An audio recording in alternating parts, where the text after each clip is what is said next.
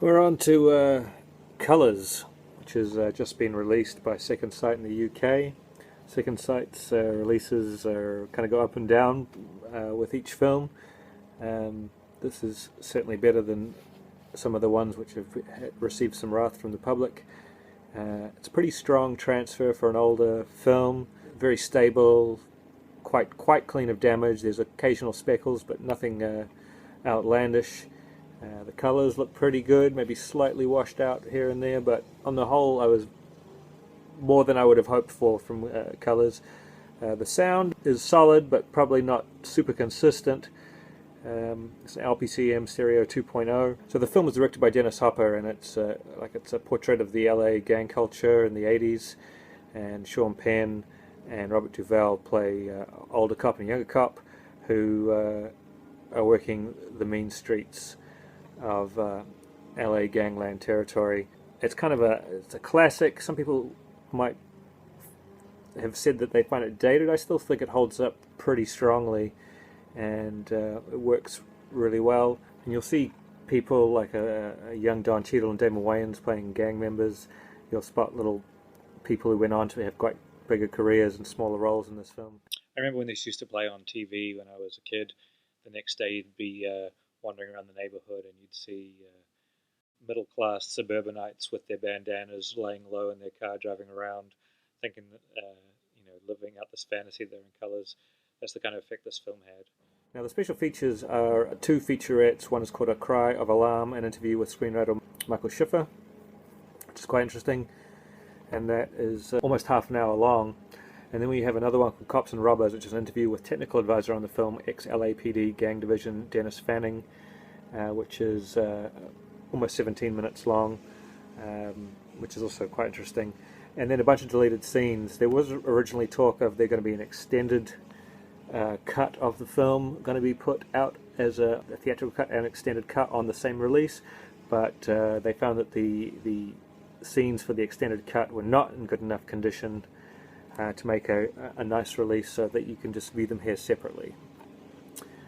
Some are quite good, some are superfluous, so there you go. Colours. Region B locked. My Darling Clementine was Region B locked also, but that's why you should have, if you're not in a Region B area, you should get that Region Free player.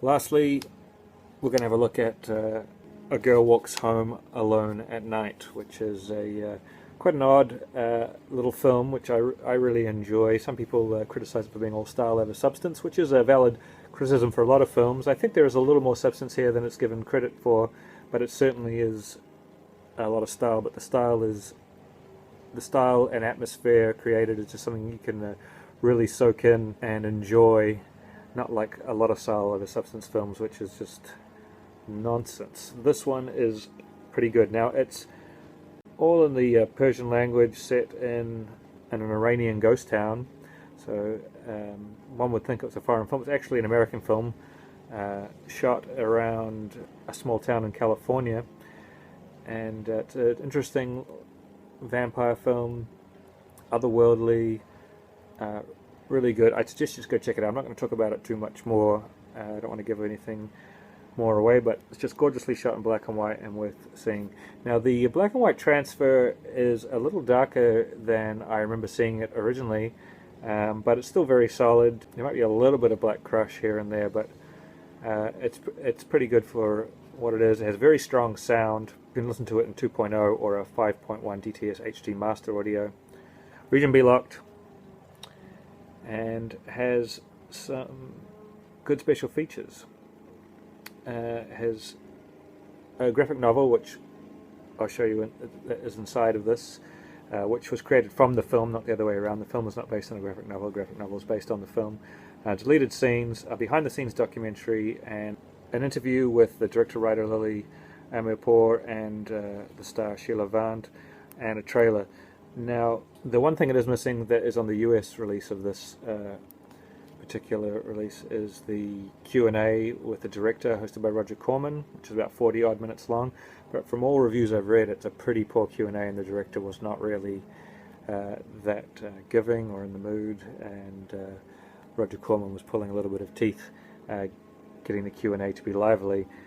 But if you want, if you want that, then the American version might be the way to go. But I really like this package with this nice slip cover, the black keep case,